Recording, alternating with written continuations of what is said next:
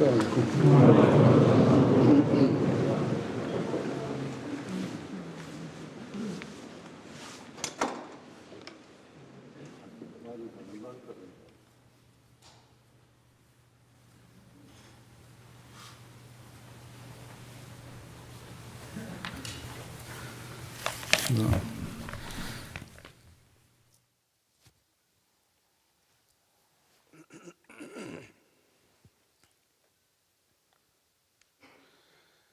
الله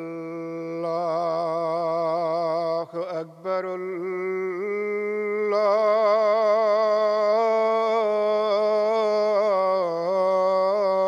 الله أكبر. الله أكبر.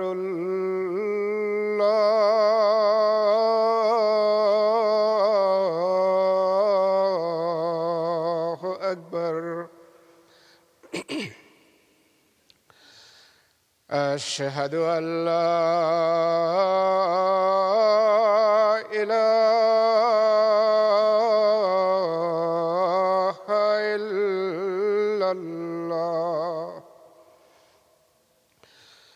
أشهد أن لا إله إلا الله. أشهد أن محمدًا رسول الله.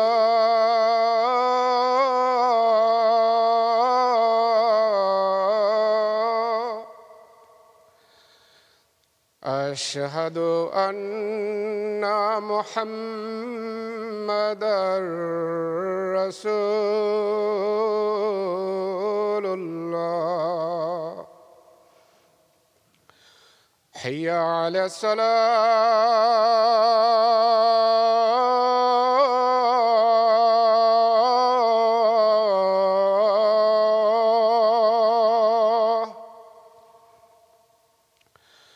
حي على الصلاة.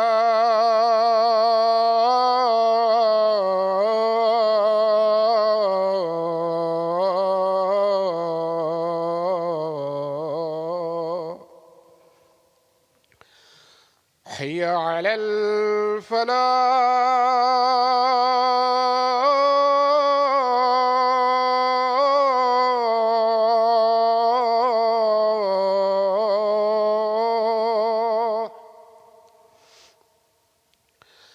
حي على الفلاح.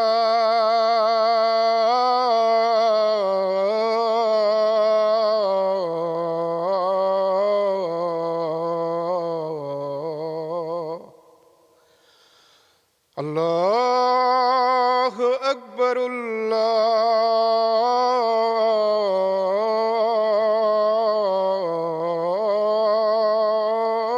الله أكبر. لا إله إلا الله.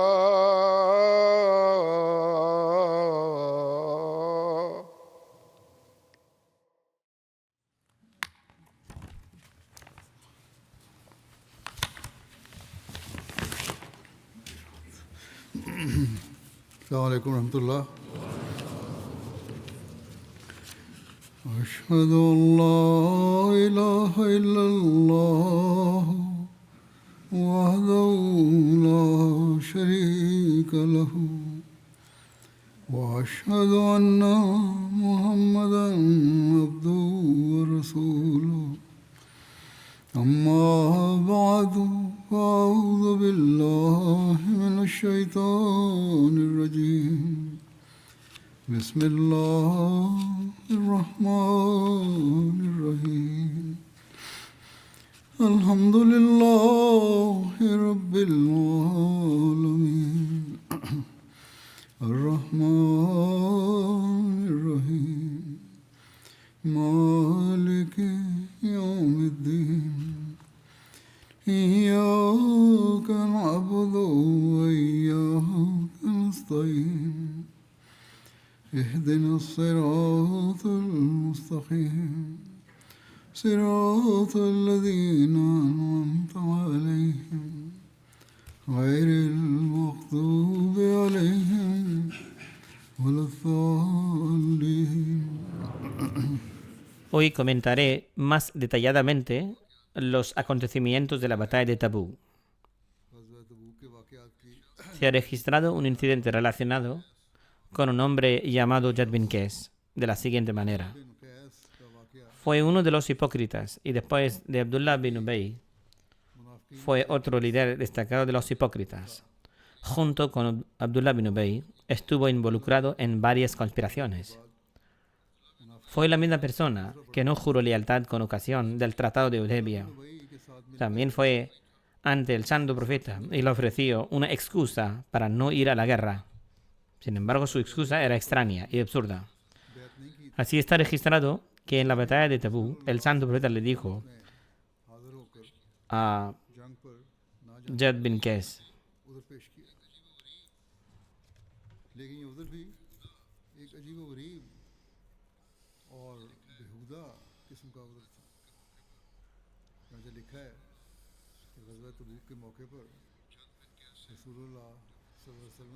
quien era el jefe de los Banu Salama, Jad, ¿te unirás a la yihad, batalla contra los Banu Asfar, es decir, los romanos, este año?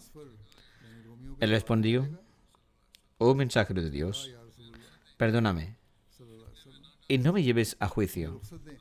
Por Allah, mi gente me conoce bien y sabe que no hay nadie que desee a las mujeres más que yo. Temo que si veo a los Banu Asfar, es decir, las mujeres de los romanos, no podré contenerme. Al oír esta respuesta absurda, el santo profeta, la paz y bendiciones de Dios sean con él, se alejó de él y le dijo: muy bien, vete, estás excusado, no es necesario que vayas. Su hijo Abdullah bin Jad, quien era un compañero que había participado en la batalla de Badr,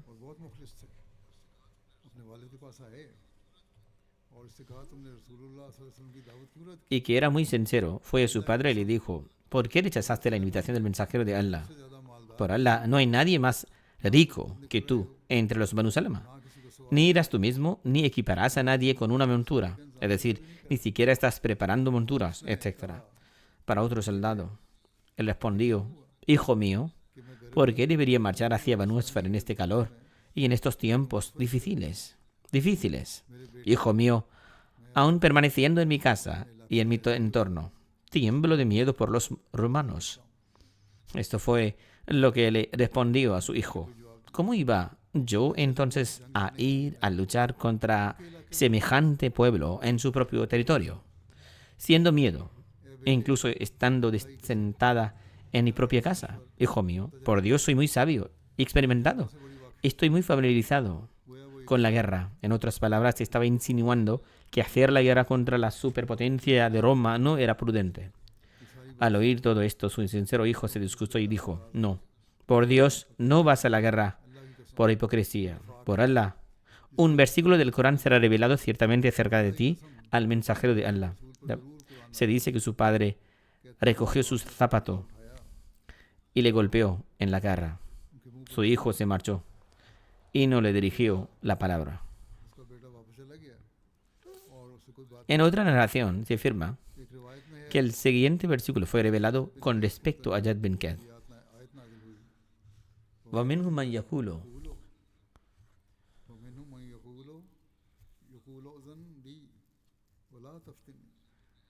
y entre ellos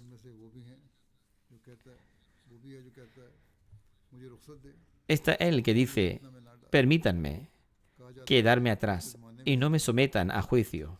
Se dice que luego se arrepintió y que lo hizo sinceramente. Luego falleció durante el califato de Hazrat Usman, que Dios se ha complacido con él. Su hipocresía no perduró, más bien se convirtió en un verdadero musulmán. Los conspiradores se habían reunido en un lugar determinado y habían tramado planes en relación con esta palabra. Algunos de esos detalles ya se han mencionado. habían establecido un centro para sus planes, y el santo profeta, la paz y bendición de Dios sean con él, había ordenado destruir este centro.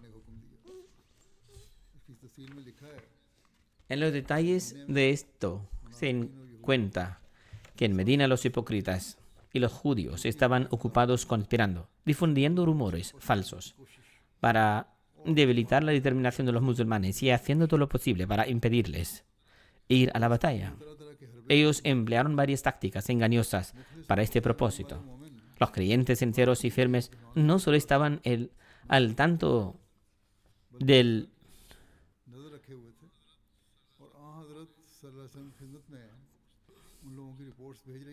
comportamiento de los hipócritas, sino que también los vigilaban de cerca, informando regularmente de sus actividades del santo profeta. Aunque el santo profeta, debido a su misericordia y compasión, a menudo pasaba por alto su comportamiento. Siempre que surgía una conspiración peligrosa contra el sistema, la abordaba con decisión y gran sabiduría.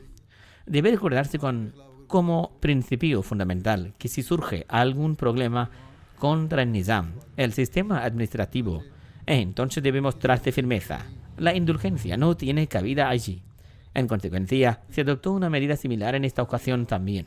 Se narra que el santo profeta recibió noticias de que los hipócritas se estaban reuniendo en la casa de Sualim, un judío cuya casa estaba cerca de Yasum. Yasum era un pozo en Medina, también conocido como Bir Yasim, e intentaban disuadir a la gente de acompañar al santo profeta en la expedición a Tabuk. De hecho, la mayoría de las conspiraciones y la propaganda que disuadían a los musulmanes de unirse a la batalla se estaban tramando en esta misma casa. Por lo tanto, el santo profeta envió a Hadrat Talha bin Ubaidullah junto con algunos compañeros a ese lugar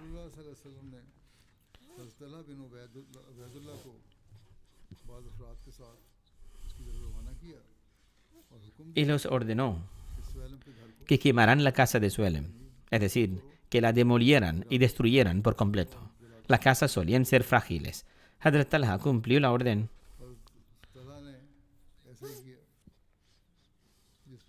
tras lo cual todos los presentes huyeron. Entre los que huyeron se encontraba Dag bin Khalifa, quien estaba aliado con los hipócritas. Se subió al tejado de la casa y saltó desde la parte trasera, rompiéndose la pierna y la muñeca en la caída. A pesar de esto, la misericordia y el perdón del santo profeta prevalecieron.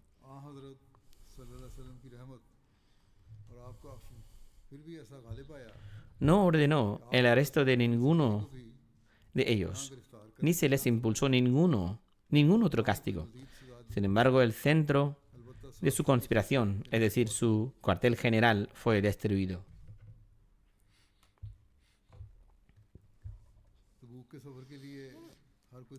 Todos estaban ocupados preparándose para la expedición a Tabuk.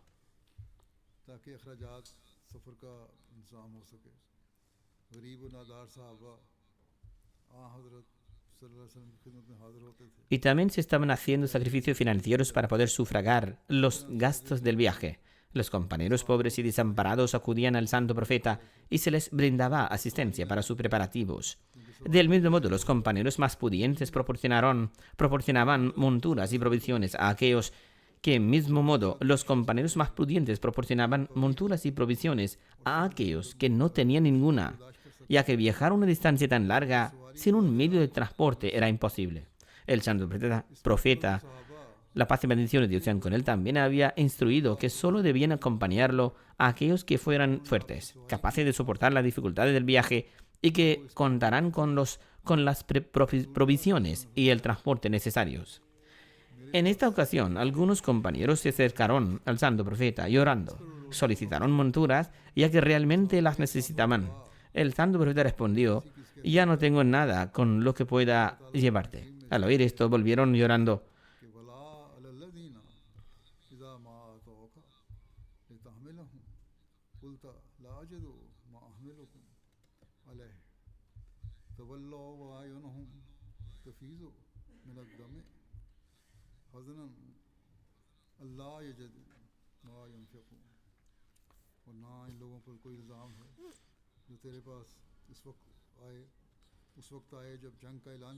Dios Altísimo describe en el Sagrado Corán el estado de su sinceridad, devoción e indefensión de la siguiente manera: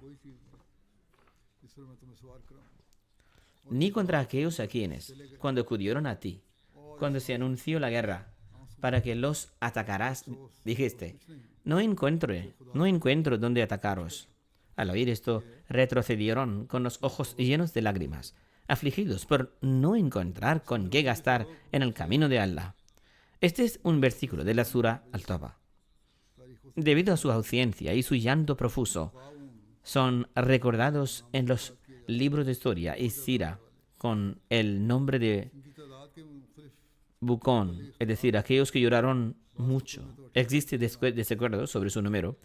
Algunos libros enumeraron alrededor de 18 nombres, aunque la mayoría coincide en 7.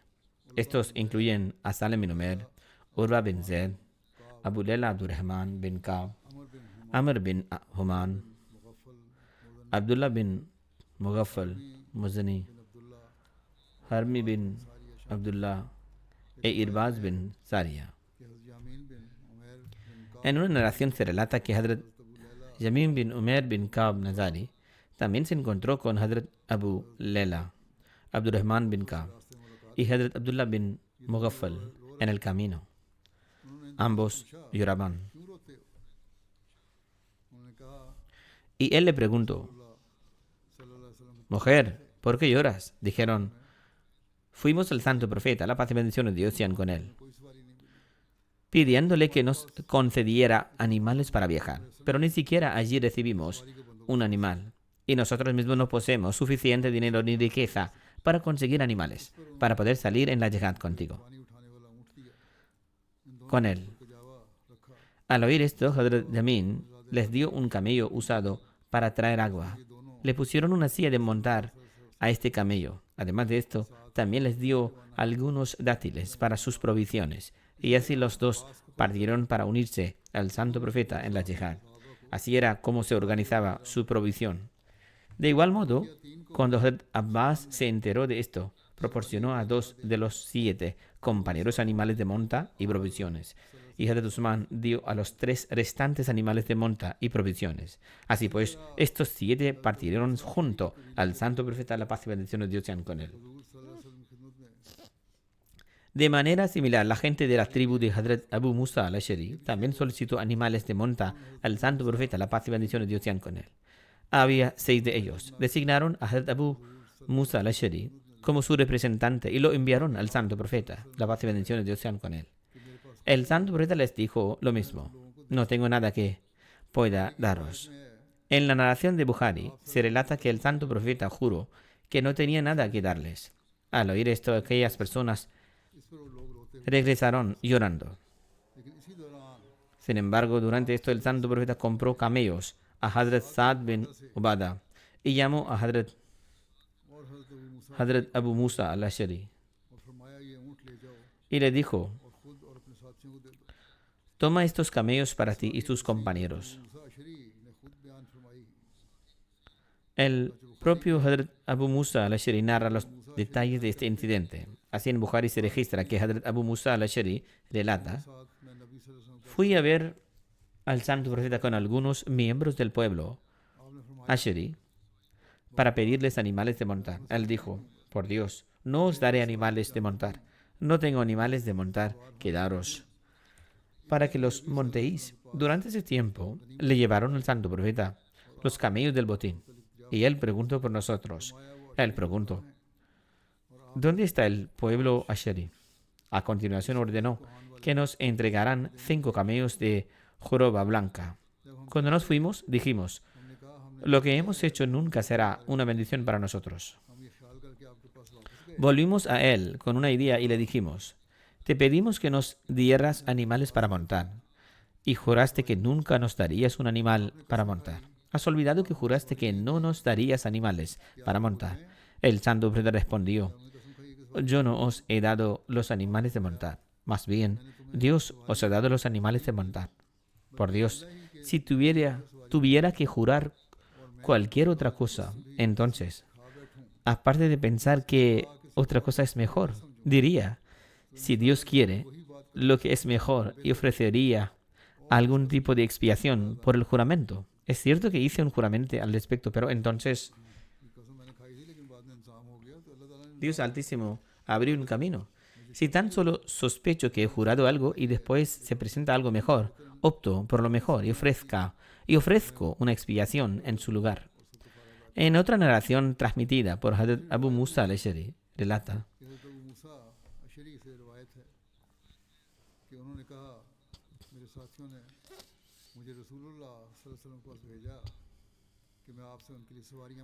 mis compañeros me enviaron el mensajero de Dios. La paz y bendiciones de Dios sean con él, para que le pidiera monturas para los jinetes restantes que deseaban avanzar en el Yashushra, el ejército de las penurias. Durante la expedición de Tabuk, me rendí. Oh mensajero de Dios, mis compañeros me han enviado para pedirte algo con lo que poder ir a la batalla. El mensajero de Dios, la paz y bendiciones de Dios sean con él, respondió: por Dios, ahora mismo no hay nadie en lo que pueda llevarte. Sin saberlo, hice esta petición cuando el mensajero de Dios estaba molesto por algo. Temiendo que el mensajero de Dios, la paz y bendiciones de Dios sean con él, pudiera estar disgustado conmigo en su corazón, regresé abatido. Informé a mis compañeros de lo que había dicho el santo profeta. Al cabo de poco tiempo, oí a Hazrat Bilal llamar a Abdullah bin Qais. Respondí a su llamada. Me dijo que fuera a ver al santo profeta, el mensajero de Dios, que me había llamado. Este era el método que se utilizaba para hacer anuncios en aquella época, ya que, por supuesto, no existían los altavoces. Así es como lo hacían. Cuando me presenté ante él, me dijo: toma, quédate con estos camellos. Había 6 en total, que el santo profeta, la paz y bendiciones de Dios sean con él, acababa de comprar a Hazrat Saad.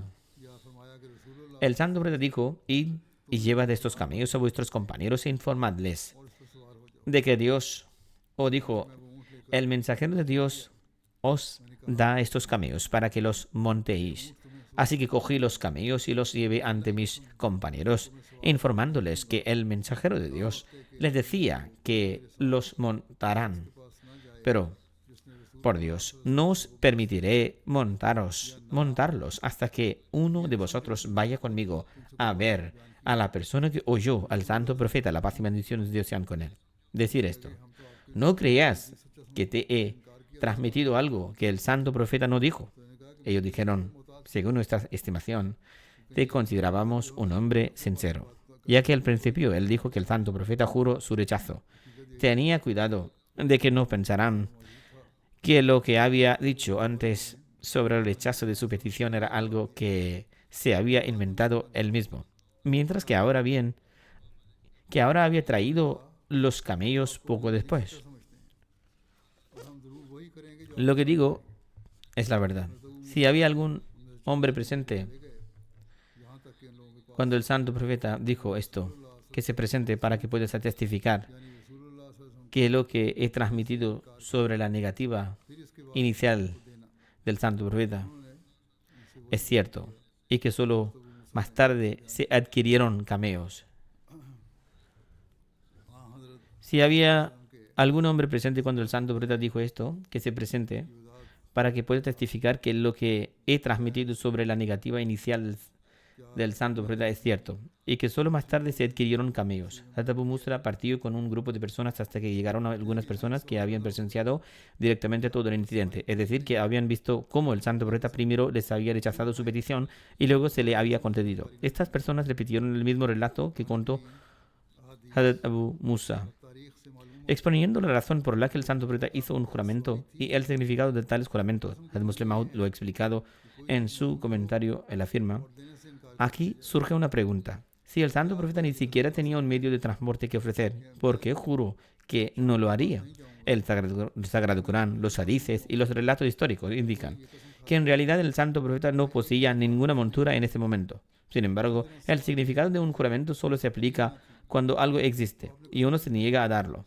Ahora bien, ¿puede alguien jurar que no irá a la luna, o que no irá al sol, o que no se tragará un elefante de un solo bocado, Del mismo modo, surge la pregunta, si el santo profeta no tenía montura, ¿por qué hizo un juramento? हमारा फलां काम करा दें, हम कहते हैं ये काम हम नहीं कर सकते, वो कहते हैं कि आप सब कुछ कर सकते हैं, गोया हम काम तो कर सकते हैं मगर झूठ बोलते हैं कि हम नहीं कर सकते।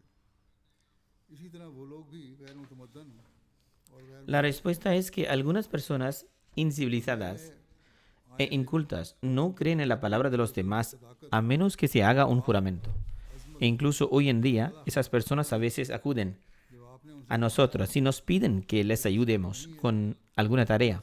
Cuando decimos que no podemos hacerlo, ellos responden, pues puedes hacerlo todo, como si quisieran मजीद ये insinuar que mentimos cuando decimos que no podemos. Del mismo modo, aquellas personas también eran incivilizadas e incultas, eran nuevas en el Islam y aún desconocían la veracidad, la dignidad, la grandeza y la elevada moral del santo profeta, la paz y bendiciones de Dios sean con él. सवारी मांगने के फिर Cuando les dijo que no tenía montura, ellos asumieron que sí tenía una, इन लोगों ने pero que se negaba a darla.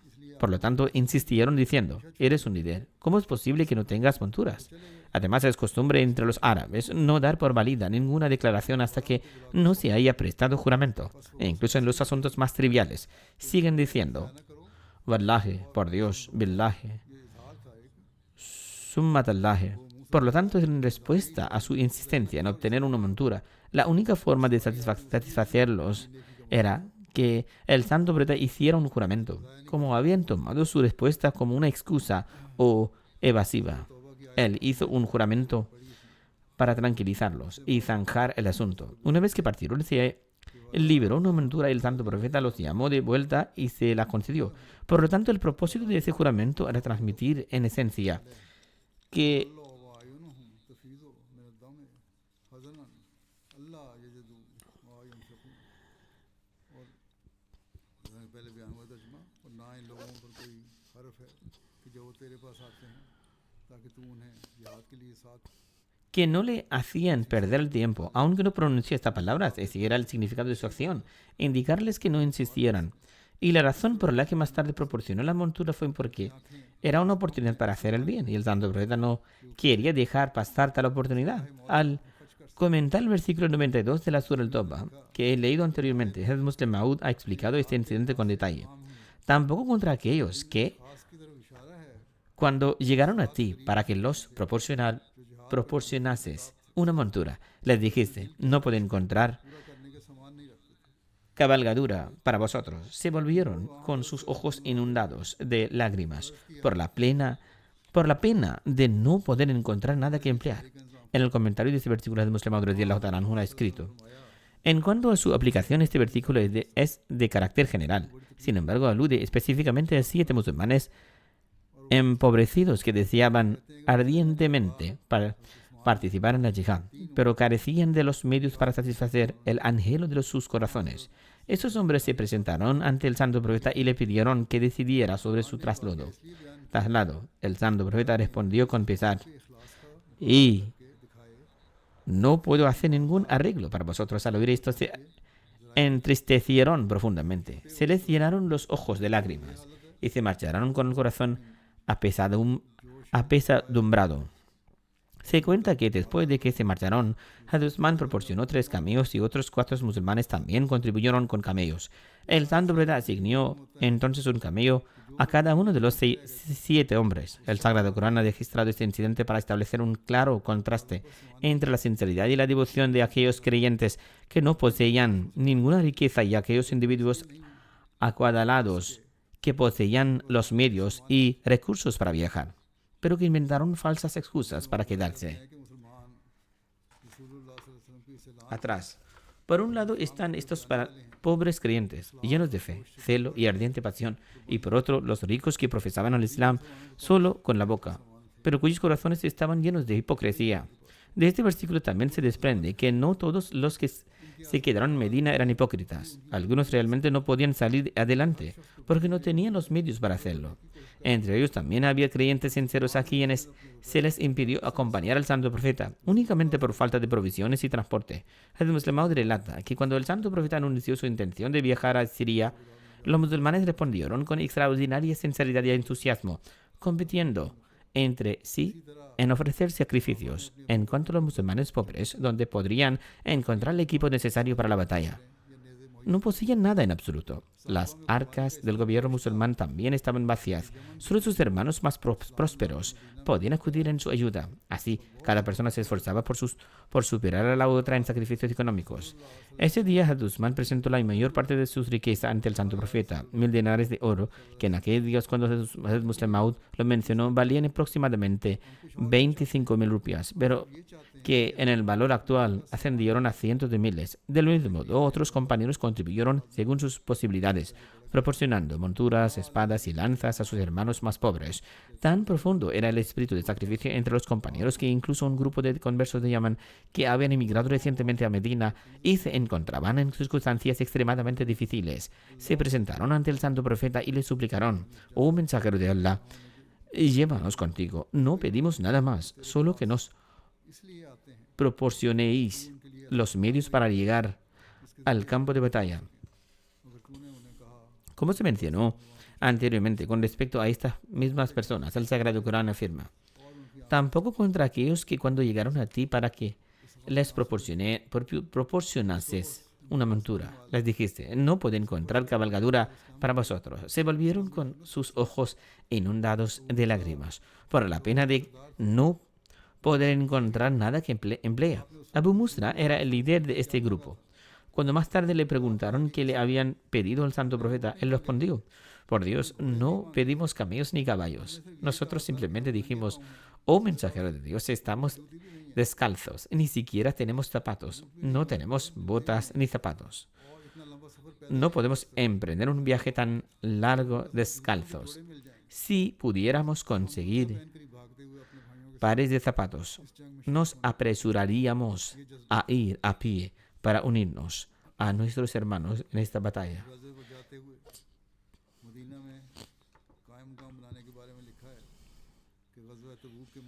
Tal era su profunda pasión. En cuanto al nombramiento de su representante en Medina durante esta expedición, está escrito que con motivo de la batalla de Tabuk, el santo profeta nombró a un representante para que actuara en su lugar durante su ausencia. Hay varios informes sobre este asunto. Según una versión, el santo profeta nombró a Hazrat Muhammad bin Maslama como su gobernador en Medina. Otras narraciones mencionan los nombres de Hazrat Sibab bin Urfata, Hazrat Ali y Hazrat Abdullah bin Maktum. Cuando se comparan estos diferentes informes y se intenta conciliarlos para determinar cómo pueden hacerse coherentes,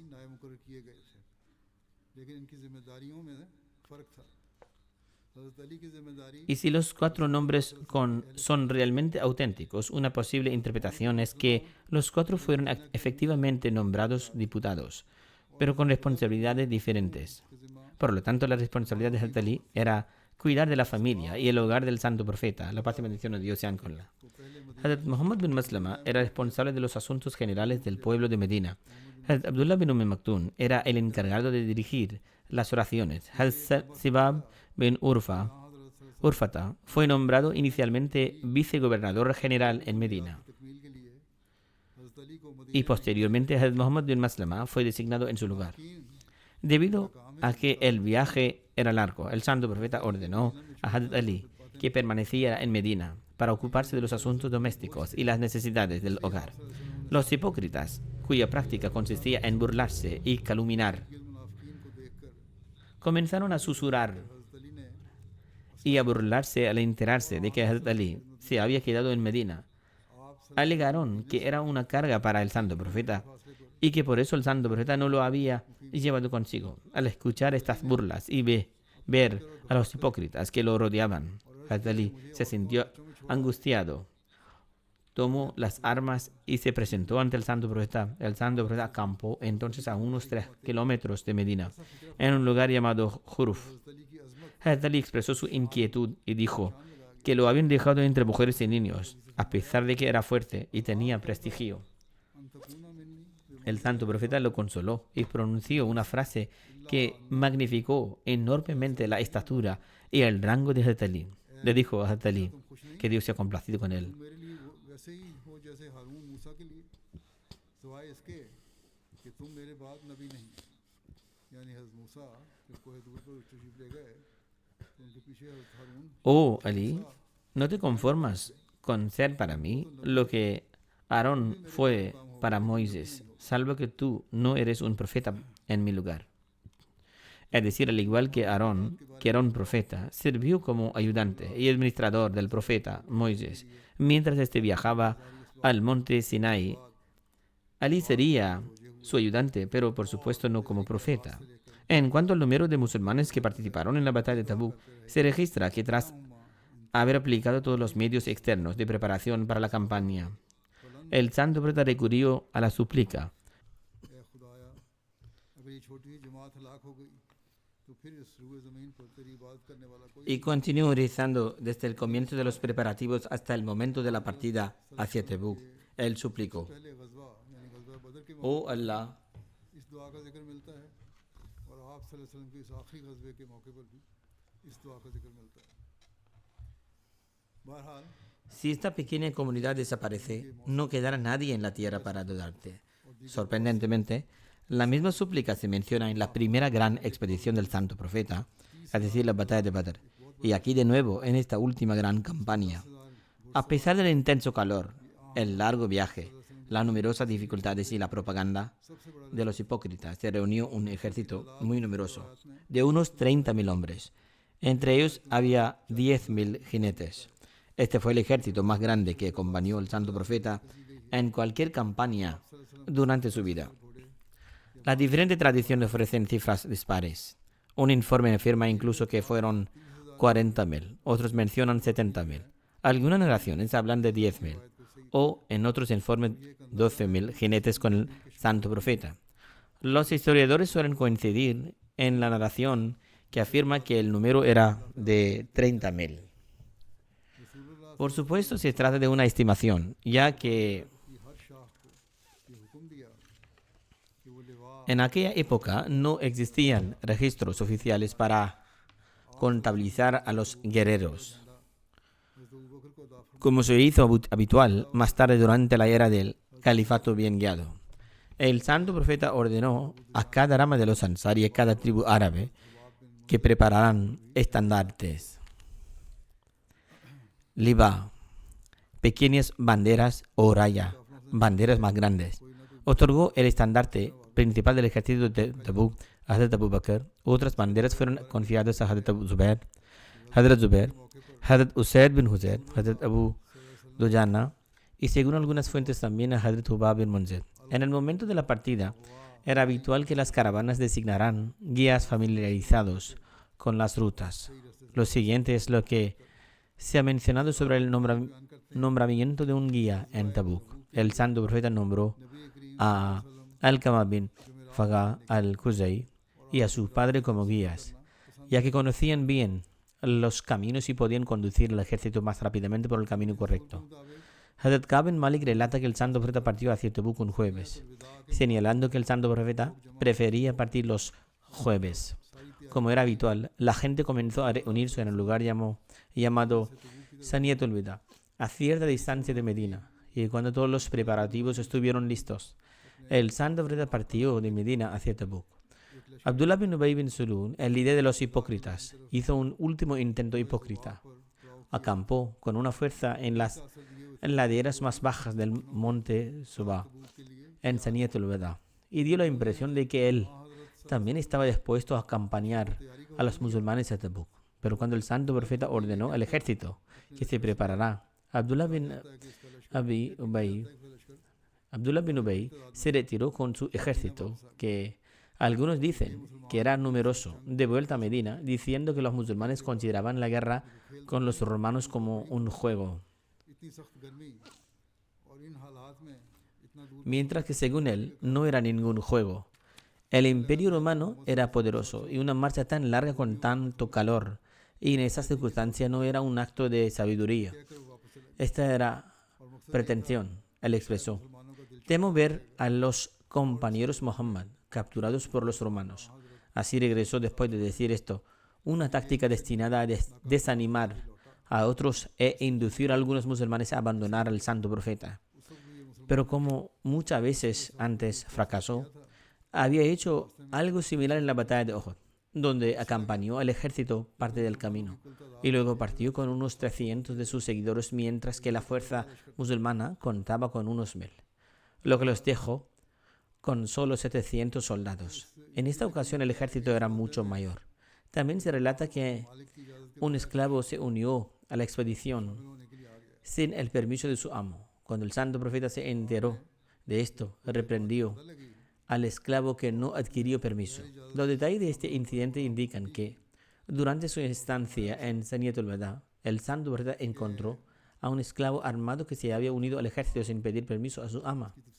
El santo profeta se dirigió a él y le dijo, vuelve a tu señora.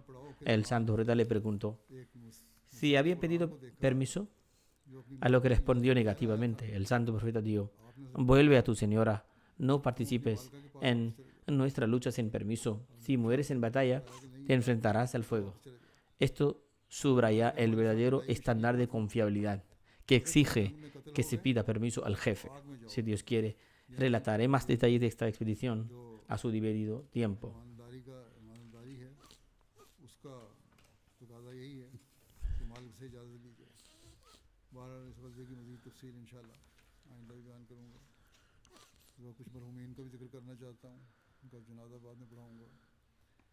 En este momento me gustaría mencionar a algunos miembros fallecidos cuyas oraciones fúnebres voy también a dirigir. La primera mención es del respetado Ghulam Muhyiddin Sulaiman Sahib. Era misionero en Indonesia.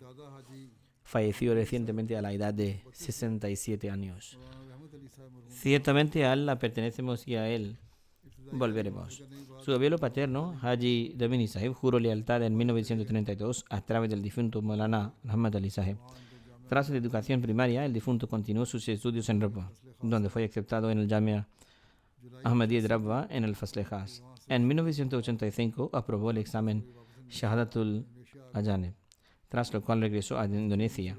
Completó sus estudios durante la época del cuarto califa, Rahimahullah Ta'ala, quien lo envió a Yakarta, Indonesia, y a varias ciudades de la región, donde sirvió como misionero regional. También fue miembro de varios comités centrales. El tiempo total de su servicio abarca aproximadamente 40 años. Le sobreviven 2 hijos y una hija. Uno de sus hijos, Musliuddin Ehsan Sahib, es un misionero que también sirve en Indonesia. Todos los que conocieron, así como sus familiares, han expresado que era una persona sincera, sencilla y muy cariñosa. Dedicó su vida a servir siempre a la fe y al bienestar de los demás. Sus cualidades más destacadas fueron la humildad, la amabilidad y la disciplina. Cualquiera que lo conoció quedó impresionado por su sinceridad y sencillez. Sus servicios en los campos de la educación y la formación moral son dignos de reconocimiento. Siempre concedió importancia al carácter moral, junto con la educación. Se preocupó constantemente por establecer a las futuras generaciones sobre las bases del buen carácter y la fe. Participó con entusiasmo en los esfuerzos de propagación y siempre transmitió su mensaje con sinceridad, dignidad y amor. Tenía una profunda conexión con el califato. Su lealtad era ejemplar. Era alguien que depositaba su confianza en Dios. Mostró gran paciencia y firmeza durante sus últimos días. Y a pesar de su enfermedad, no profirió una sola queja. Por el contrario, siempre expresó sentimientos de gratitud. Que Dios Altísimo conceda perdón y misericordia al difunto. El segundo funeral corresponde al respetado Dr. Muhammad Shafiq Sehgal Sahib. Anteriormente se desempeñó como Amir del distrito Multan y posteriormente como Naib Wakil Tafsir Tehrik-e-Jadid Rabwa. También falleció recientemente. Ciertamente a Allah pertenecemos y a Él volveremos. Por la gracia de Dios Altísimo, el difunto era Musi.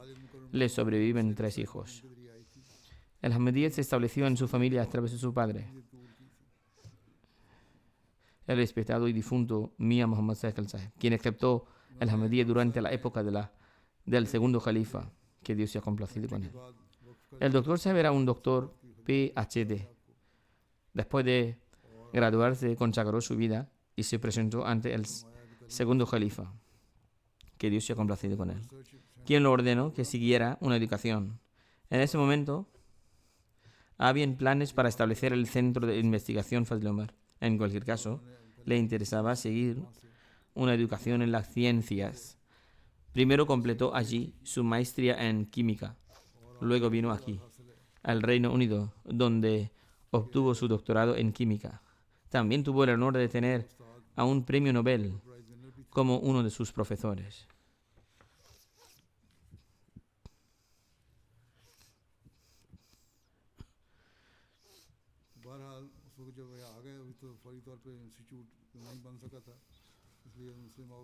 Cuando regresó, el Instituto de Investigación aún no se había formado, por lo que el Muslim Maud, que Dios se ha complacido con él, no lo nombró allí, dejándolo sin ningún trabajo. Su padre solicitó que hasta que la Jamaat lo necesitara para algún trabajo, se le permitiera unirse a él en su negocio. Por ello se unió a su padre en su negocio. Sin embargo, al mismo tiempo, también pudo servir a la comunidad en diversas capacidades. Pudo servir como emir del distrito Multán durante unos 14 o 15 años. También formó parte de la fuerza Furqan. Durante la época del cuarto califa, hubo una larga disputa entre las 2 familias de Calcuta, que también eran parientes suyos. Por lo tanto, el cuarto califa lo designó para investigar, tras formar una comisión, y resolvió el asunto con gran dignidad. El cuarto califa le había expresado que sabía que no se mostraría parcial con sus parientes y que llegaría a una decisión honesta. Y eso fue exactamente lo que sucedió. También viajó a Uganda en 1991, siguiendo instrucciones del cuarto califa, donde se construiría un molino de aceite. Por lo tanto, mandó construir el molino de aceite bajo su supervisión. Asimismo, se le confiaron otras responsabilidades en otros 3 países africanos y en un país europeo, las cuales cumplió. A pesar de tener su propio negocio, e incluso tenía su propio molino de aceite comestible en Multán, siempre fue muy consciente de su consagración a la comunidad y priorizaba el trabajo de la Jamaat sobre las responsabilidades asociadas a su negocio. En 2003 me escribió diciéndome que deseaba consagrarse y pasar el resto de su vida al servicio. Por lo tanto, lo nombré para Tehrik-e-Jadid como Naib Wakil Tasnif. Era culto. Dominaba el inglés y poseía conocimientos religiosos, por lo que desempeñó su labor con excelencia. Su hijo Mahmud Sahib al-Sahib afirma: llevaba una vida activa y motivada e entregado a la adoración. Recitar el Sagrado Corán y reflexionar sobre su contenido era una de sus cualidades más destacadas. La mayoría de las personas que acudieron a expresar sus condolencias en su fallecimiento dijeron que era gentil, amable y lleno de sinceridad. Era una persona cariñosa y tenía una hermosa manera de guiar a las personas y de cuidar su formación moral. Dice: siempre nos instó a ser obedientes al sistema de la Jamaat. Y nos decía que solo debíamos expresar nuestra opinión en un foro apropiado y no hablar en todo momento, incluso si veíamos algo que pudiera corregirse. Siempre decía que no debíamos mirar a otras personas, ni siquiera a los funcionarios. Más bien, hemos jurado lealtad al califa de la época. Por lo tanto, debemos tener presente que todo lo que tengamos que decir debe ser dirigido al califa de la época y debemos cumplir nuestra promesa de lealtad a él. Que Dios Altísimo le conceda su perdón y su misericordia. La tercera mención es de la respetada Bushra Parvez Sahiba, esposa de Parvez Minhaj Sahib de los Estados Unidos, quien también ha fallecido recientemente. Ciertamente a Allah pertenecemos a él y al volvernos. Él era hija de Chaudhry Fazl Ahmed Sahib, ex gerente de la granja de la Jamaat en Karimnagar, Nusratabad. Antes de su matrimonio prestó mucho servicio a la Lajna en Hyderabad, Sindh. Luego vivió en Rawalpindi, donde también tuvo la oportunidad de prestar servicios. Luego se mudó a Estados Unidos con su esposo. Era la sede de Lajna local en Rawalpindi. Después de mudarse a Estados Unidos, también prestó servicios como Naib Sadr en su sección local. Era regular en los ayunos y las oraciones. Ofrecía tahajjud, oraciones voluntarias antes del amanecer. Depositaba su confianza en Dios y era devota del califato. Era hospitalaria, sociable y benéfica. Cuidaba de los pobres y era una mujer muy virtuosa y sincera. Era constante en sus contribuciones económicas y estaba a la vanguardia de los sacrificios económicos. Tenía un fuerte vínculo con el califato. Siempre me escribía cartas pidiendo oraciones. La fallecida era Musi, integrante del sistema de Al-Wasiyat. No tenía hijos, pero era muy bondadosa con los hijos de los demás. Que Dios Altísimo le conceda su perdón y su misericordia. Alhamdulillah, alhamdulillah, nahmaduhu wa nasta'inuhu wa nastaghfiruhu wa nu'minu bihi wa natawakkalu alayhi wa na'udhu billahi min shururi anfusina wa min sayyiati a'malina. Man yahdihillahu fala mudilla lahu ومن يضلل فلا هادي له ونشهد أن لا إله إلا الله ونشهد أن محمدا عبده ورسوله عباد الله رحمكم الله إن الله يأمر بالعدل والإحسان وإيتاء ذي القربى وينهى عن الفحشاء والمنكر والبغي يعظكم لعلكم تذكرون اذكروا الله يذكركم وادعوه يستجب لكم ولذكر الله أكبر.